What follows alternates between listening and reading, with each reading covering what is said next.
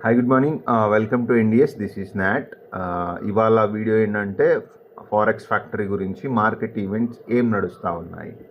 Okay, so unemployment claims ఉంది 7 7 PM there is a market event. It's unemployment claims. Unemployment క్లైమ్స్లో మీరు it's like I can give like $30 to $50 movement ఉంటుంది. ఒకవేళ up అయితే కనుక పైకి వెళ్ళిపోద్ది, డౌన్ అయితే కనుక ఇట్స్ సెల్. ఒక $30 to $50 వరకు మూమెంట్ అనేది హైగా ఉంటుంది.